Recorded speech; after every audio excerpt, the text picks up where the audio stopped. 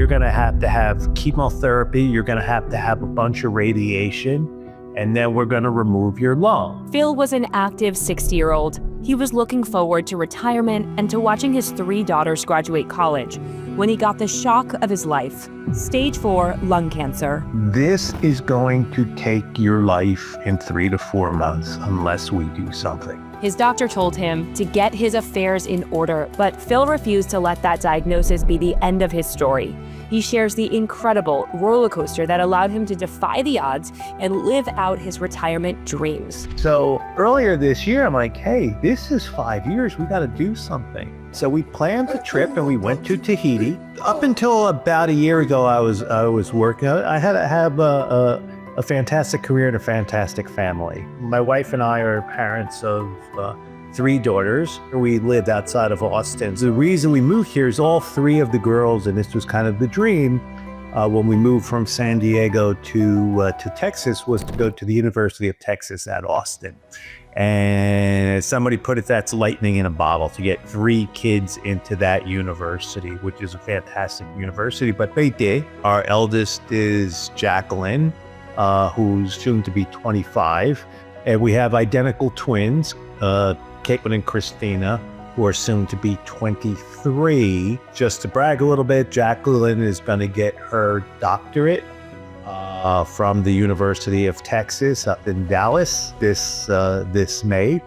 She's going to be a doctor of audiology. I was kind of your typical Fortune 500 corporate executive. A year prior to my diagnosis, I'd gone to Manila, and every single time that I've been to Asia in the past 35 years, I come back with a sinus infection. I came back from Manila, and just like always, I had the nasal drip and I had the cough. After about a month, one of my colleagues goes, Phil, that cough's really not going away. You should see a doctor. It's like, yeah, that's a good idea, right? So I saw a doctor, and he loaded me up on antibiotics.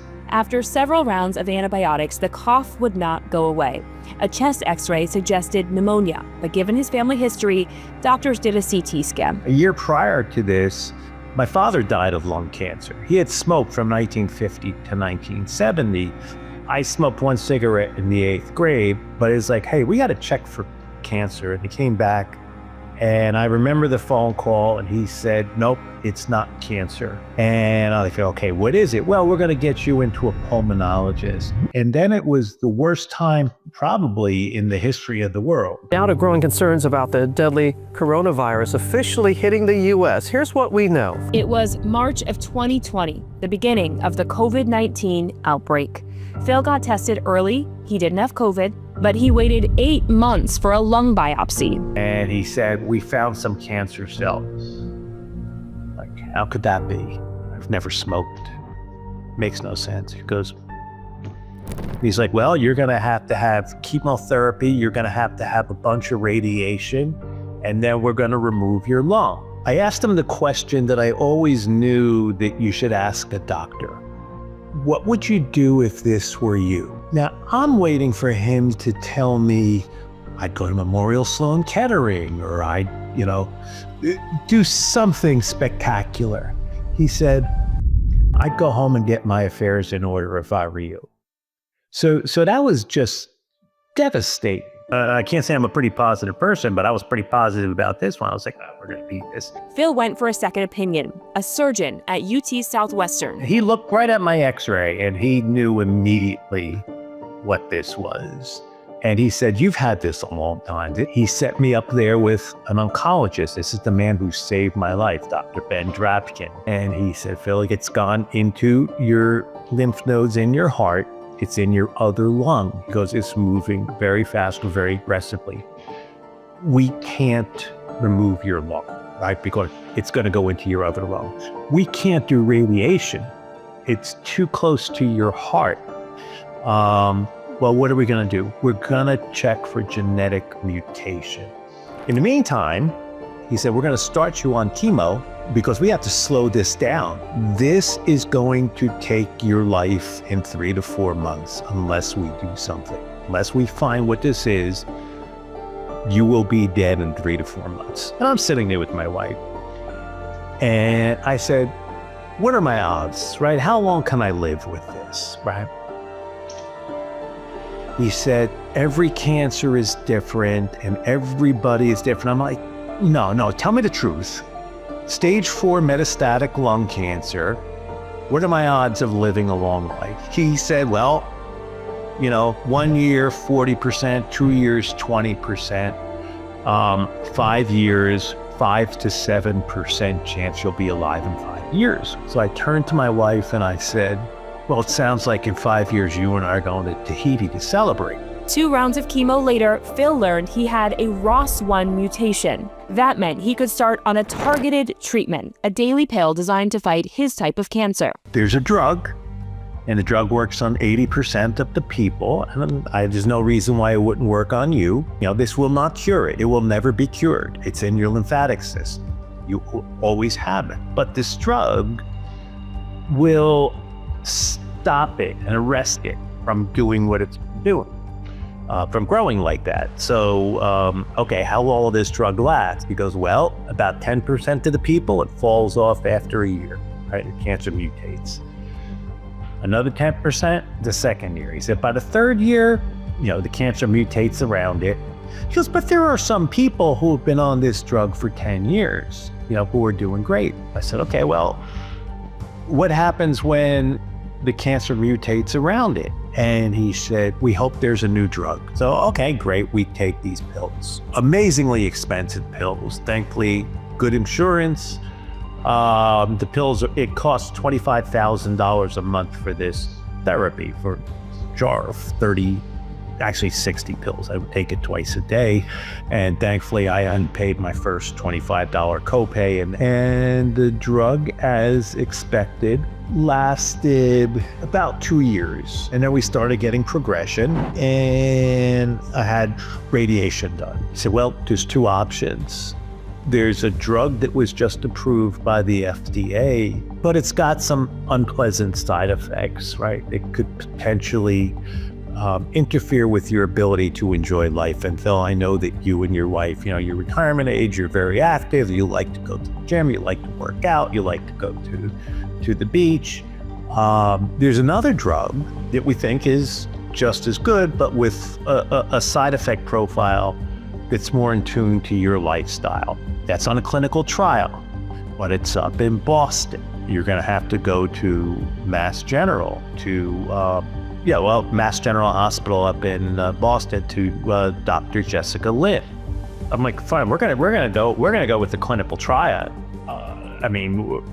What do I got to lose? So I went to Boston. I think it was like a month. It was every week, and then it went to every other week. And then it was once a month. The side effect that I had to this is I started putting on a lot of weight, right? And it's like this damn drug, right? This drug is making me put on weight.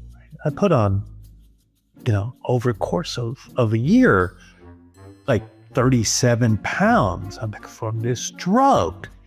And then I asked Dr. Lynn about it. I was like, is this drug making me put on weight? She's like, no. And I realized all these trips to Boston, I was living in a hotel and I'm eating like a pig. Then now I'm on every 3 months. And unless I have progression, I will be going there every 3 months for the rest of my life. And I turned to my wife and I said, whatever I say to her is going to kind of set the tone for how this goes. And I could say, to her, oh my God, we have to go buy a casket. But instead I said, well, in 5 years, we're going to go to Tahiti to celebrate. So earlier this year, I'm like, hey, this is 5 years. We got to do something. And so we planned a trip and we went to Tahiti. And it was an 18-day cruise on a small ship, about 600 passengers. From Tahiti, we went through the different islands there. We went to the Marquesas. We went to Hawaii. Happened to coincide with our 25th anniversary. We were married in Hawaii, and then sailed to LA. From LA, we have to fly back to Dallas. And I'm on the plane, and a guy walks past, and I said to my wife, that looks like Dr. Drabkin. I asked the flight attendant, she checked the flight log, and sure enough, my oncologist, who 5 years ago told me that I, was potentially going to die from this disease, and he saved my life, unquestionably. So to have him on this flight now was just serendipity galore. So I walked back to him, and he looks up at me. I said, "Dr. Drapkin." He said, "Yeah." I said, "You don't recognize me?" He gave me the look. I said, "You saved my life." And the blood fell from his face, and he stood up, and the two of us are hugging in the aisle of the airplane. So it's kind of a happy ending. Now, it's not over. Hopefully there's many years ahead of it. I'm on this drug. It's a clinical trial. It hasn't been approved yet. It's been submitted to the FDA. It'll be approved shortly. I go to absolutely the best hospital and the best doctor for what I have, Mass General, in Boston. And the full circle moment continued. Dr. Drapkin is a faculty member at the University of Texas at Dallas. That's where Phil's oldest daughter was getting ready to finish her doctorate. Before the trip, she had asked her dad if Dr. Drapkin could hood her when she got the degree. Jacqueline picked Phil and his wife up at the airport, and that's where she met Dr. Drapkin and asked him on the spot. He said he'd be honored. At some point, the cancer's going to win. The cancer's never gone. It's always there. It colors everything that you do. It's always in the back of your mind. And someday, and Dr. Lin has told me, I was like, okay, so this drug, Dr. Lin, this is going to beat ROS1. She goes, it's not a cure. It's a very good drug. We don't know how long it's going to last. We're learning how long it's going to last from you. I'm like one of the earliest patients on it. You're like, so far, last 2 years, patient doing well. 5 years ago, we thought that was it. We thought they said what if 3 months, 4 months, something ridiculous like that. And it was during COVID, so you couldn't really do anything. And it was like, man, if we could only get another year, another 2 years, if I could only see my kids graduate from the University of Texas. I wanted to see that, right? And I did, and now I'm gonna see him get doctorates and master's degrees. Never thought we'd do that. Never thought we'd go to Tahiti. For my wife and I, we're gonna book the trip for January of 2027, right? And we have our bucket list stuff that we wanna do. This March, we're gonna book a trip because we wanna go on a cruise through the Panama Canal. We want to do a cruise/trip from Hong Kong to Singapore, which goes into Vietnam, goes into Thailand. Now, as far as the kids, 3 daughters. The thing that I'm looking forward to is seeing them graduate and then begin their careers in a professional world of their choosing. One being healthcare, and the other 2 being education. I got more than I deserved. Thank you, Phil, for sharing your story to bring hope to others. If you were inspired by Phil's story, we've queued up the next one right here on your screen. Thanks for watching.